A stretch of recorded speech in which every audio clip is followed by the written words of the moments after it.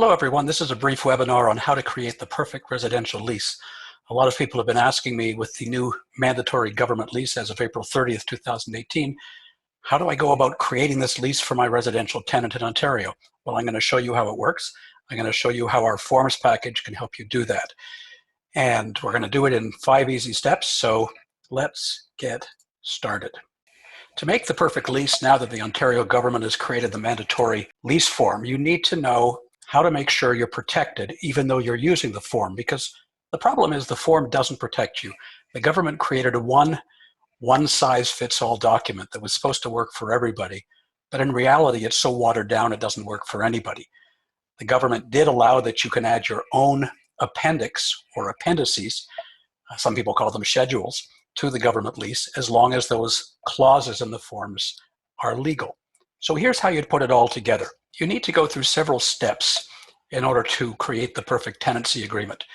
Of course, advertising for the tenant, selecting a tenant, that's a broader topic. One of my webinars is on starting a tenancy. If you're a new landlord, I suggest you take a look at it. But for now, we're going to assume that you know the tricks and tips and how to find a tenant. So we're going to look at what we do, taking 5 steps to sign the perfect lease in Ontario's new climate. A couple of acronyms to remember. If I mention the LTB, it's the Landlord Tenant Board. The RTA is the Residential Tenancies Act. So first of all, you need a proper rental application. Without an application, how would you possibly have the information you need to do various checks, whether it's employment checks, tenancy checks, credit checks on the tenant? So we need a rental application, and of course, the rental application is part of our package. You can see I've got the rental application on the screen, and it has every possible question, legal question that is possibly allowed and permissible, whether it's about bankruptcies or criminal offenses, employment, bank account information. And of course, it has information where the tenant gives consent to the landlord for the landlord to conduct various checks. Without those consent clauses in the application form, you won't even be able to do a credit check or an employment check or a tenancy check. So use a good application like the one that I've shown you here. Why have a good application? Well, you need an application in order to make sure that everything is on the up and up and you get all the information you could possibly need. A rental application helps you ask all the important questions. It makes sure that you're avoiding claims about discrimination under the Human Rights Code. It makes sure that your rent deposit is safe if the tenant changes their mind, because certain specific wording is needed on the application that deals with the deposit and what happens if the tenants change their mind after they're accepted. Of course, as I mentioned, it gets the consent information so you can conduct checks. Very important, don't allow the tenant to provide you with credit checks, credit information, and just take it at face value. Or don't allow the realtor for the tenant to do that, because credit reports can be too easily photoshopped. So run your own credit check with Rent Check, TVS, TransUnion, Equifax, etc. But run a credit check with somebody to make sure you've got the proper information. Next thing you need is a tenancy agreement. Why have an agreement? Well, you need the basics like the party names, who's a tenant versus who's an occupant, what the rent is, what the deposit is, what the lease term is. And lease term is optional. You don't have to have it. And if you take some of my webinars, you'll learn that lease term is actually bad for landlords. It really only benefits tenants. It identifies the areas that are shared use, perhaps with the landlord or other tenants, versus what areas are exclusive use. The landlord may decide not to rent out their garage because they're using it for storage, or where the landlord lives in the same house, they may decide that they want the exclusive use of the backyard. They don't want to share it with their tenant in the basement. So these are things that you would have to make sure you've included in the lease. Important things that should be in every lease: parking rules, laundry rules, smoking, marijuana, if it's in a condo rules, etc. And of course, why you need a written tenancy agreement is because it's now the law. As of April 30th, 2018, the government changed the law so that only the government standard, the Ontario government standard lease form can be used. And we're going to talk about that standard lease form. Along with the lease form, you need lots of good appendices, clauses to use in conjunction with the form, because the government lease is really so bad. I'm going to share with you, before we get onto the clauses, what the government lease looks like. You should be seeing it now on your screen. This is the government standard form of lease. I've modified this PDF somewhat. It comes in my forms package. It's PDF fillable. But if you look at my document, it has all sorts of references, whenever you see the blue, to my appendices, which we're going to talk about in a minute, whether it's the space they're renting that's non-exclusive, the rules for parking, the rules for condos. This is, as I scroll through it, where you would put the landlord name, the tenant name, the rental unit address, information about how to contact the landlord, when the tenancy starts, whether there's lease term or not, of course, how much rent is to be paid. If rent is $2,200 a month, rent is paid on the first day of the month, and rent is $2,200 a month, and there's no other charge, so the total rent is $2,200. Rent is payable to ABC landlord, and rent is paid via post-dated checks, although you could put electronic fund transfer or regular checks, whatever you'd like. We talk about what's included. This tenancy has air conditioning. It has laundry at no charge. It has guest parking, but it's guest parking with meters. Let's pretend it's an apartment building. We then refer to the appendix if there's any additional things, services provided. We deal with utilities. Tenant provides and pays for electricity, heat. Up on top, I'm not sure why they put this separately, up by services is gas. Landlord pays for water because, frankly, if you're stuck with a water bill from the municipality will make you pay it. A reference to looking at the rules in the appendix about utilities, because that's important. Rent discounting, rent deposit of $2,200 a month. As you can see as we do this, there's lots of information for tenants because a lot of leases used to be illegal. I should say illegal clauses. And now there's information about what's permissible and what's not permissible. Smoking rules, absolutely, but see the appendix, which we're going to attach. Tenants insurance rules. And then finally, the landlord and the tenant sign the lease. When you look at this 13-page government document, it's pretty daunting, but in truth, it only takes 5 minutes to fill out with the landlord name and the tenant names, etc. You've seen me do it here, and it's taken no more than 5 minutes. Just going to fill in some of these fields. Whoops. So unit number 101 at 132 Cherry Lane in Toronto. And really, we've pretty much now, except for the landlord information, done the entire lease. So we would save this lease as a PDF, but as I was saying, once you sign it, that's 7 pages. There are 6 more pages. Nothing to fill out on these 6 pages, but they form part of the lease. They form an appendix to the lease. The government included their own appendix, and you have to make sure this is provided to the tenant as part of the lease package. And I've called this Appendix A. The government didn't letter it, which was foolish. So I've made a change to that. But this is just more information so the tenant knows what is legal versus what is not legal. So we now have this government standard lease that is very vague, without detail, without protections for anybody. It's just a skeleton. So we need to go and fix it up. How do we do that? Well, we do it by having proper appendix. And as you know, the standard government lease and the law around that lease allows you to have an appendix. So we're looking now at the PowerPoint again. The standard lease has to be used by all landlords, but you can use your own clauses. And I'm suggesting you consider using clauses drafted by professionals, such as the ones at our website. Our standard lease addendum, which is part of our forms package for landlords, and there's actually 27 different documents as part of that forms package. But certainly the highlight of it, the thing that most people are looking for, is the lease appendix clauses that covers just about any situation you could possibly think of in a lease in Ontario. Here are some of the things you need to think about as you're creating an appendix, either your own or using our appendix. You need to think about utilities, one of the most important, parking rules, guarantor clauses, smoking and marijuana rules. If it's in a condo clauses.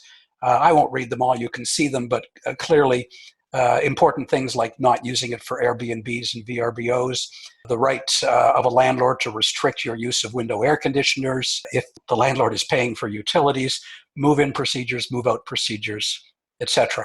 So those are things that have to be in every lease, and the government lease doesn't provide it. So what do? Well, you use a good lease, putting the pieces together. We use our rental application from the forms package, confirming tenant ID, obviously checking references carefully once they filled out the application, check their credit carefully using one of the companies that I've mentioned or other companies, meet the candidate personally. Once all the terms of the deal are firm, of course, you fill out the standard government lease that we looked at. But what's next? Next, we need to deal with the additional clauses. You need to build an appendix that protects you and creates certainty for both you and the tenant. And what you're looking at now is one of the 27 documents in our forms package, which is the entire, and it's big because these are all the clauses. It's our Appendix B and Appendix C to the standard lease that you're allowed to add, building an appendix that works for you. You don't have to, and I'm going to scroll down this quickly. You'll see how long it is. It's just a blur in front of you at the moment. But you add clauses that work for you, or you take out things that don't work for you. Anything in red you take out. That's a description. So now we know that if somehow the tenant isn't able to move in because the previous tenant didn't move out on time, the landlord's no longer responsible. If you want it in, keep it in. If not, take it out.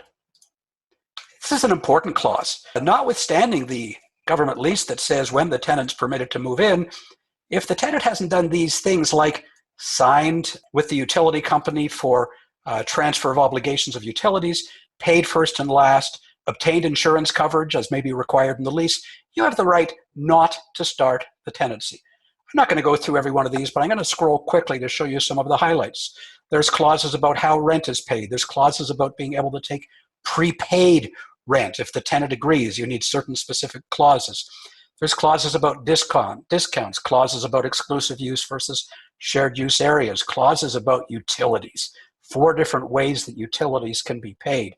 Clauses where it talks about tenant obligations in the unit, not to interfere with the landlord, with others, the landlord's rights, parking clauses if you're providing parking, laundry clauses if you have a laundry room, move-out obligations, insurance obligations, some legal odds and ends clauses that you have in any agreement, some privacy clauses. If you have security cameras, you would have a clause about the cameras that permits it, a clause that allows you to take pictures for certain purposes in the unit.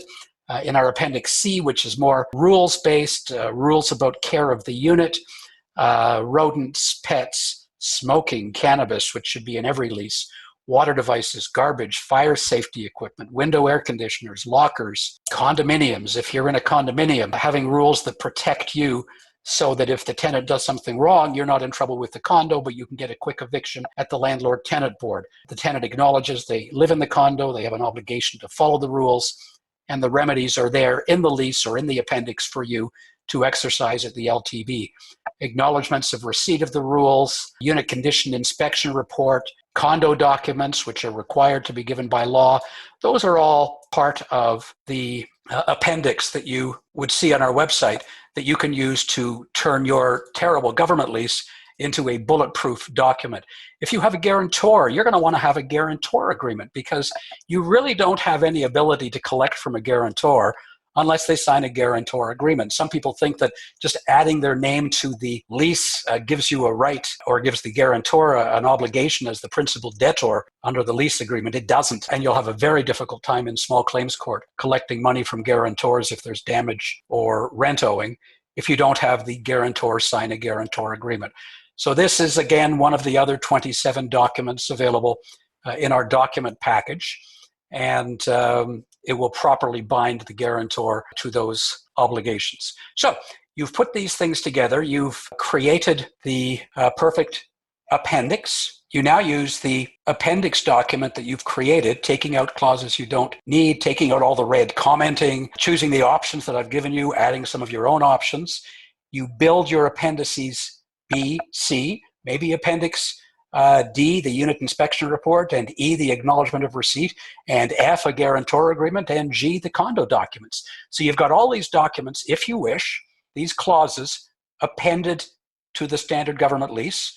The next thing is you meet with the tenant and you review the lease. You have them read it. You give them time to read it so they can't say that they never saw it or they weren't given the opportunity. It's smart to have the tenant initial each page, particularly of the appendices, which are not part of the standard government document. If there's a guarantor, you should meet them at the same time and have them sign the guarantor agreement that is part of the package at the same time as the tenant or tenants sign the government lease along with your lease addenda. At that point, once it's all signed, you would get a first and last month's rent in guaranteed funds, of course. The tenant should receive a copy prior to the start of the tenancy. That's what the law says, of the signed lease. And of course, it's also the time to keep reminding the tenant about doing those things they're required to do before the tenancy starts, like getting a insurance package if they're obligated to do that, getting utilities transferred to their name, etc. If you're interested in our forms package, you go to hfineparalegal.ca, as you see on the screen, and in the bottom left of the main page, we have the landlord forms. If you click on that, you'll see some, but not all of the 27 documents that exist in the package. Once you click and you make a payment, a very reasonable payment through PayPal, you will receive the documents minutes later in either PDF format, but the ones that need to be editable are in Microsoft Word format. They work for Macs, they work for Windows PCs, they're in standard formats, and you can start building your own lease. Leases are important. A lot of people think that leases aren't important because they think that the Residential Tenancies Act, the RTA, simply governs everything. Well, it's just not true. The Residential Tenancies Act governs a lot of things, but where there are gaps, where the RTA is silent on things, like parking, like condos, like smoking, like utilities, then landlords have a right to contract with the tenant, and those contracted rights are enforceable. If a tenant substantially interferes with your rights under the tenancy agreement at the Landlord Tenant Board at the LTB, you can get an eviction, but only if the lease is good.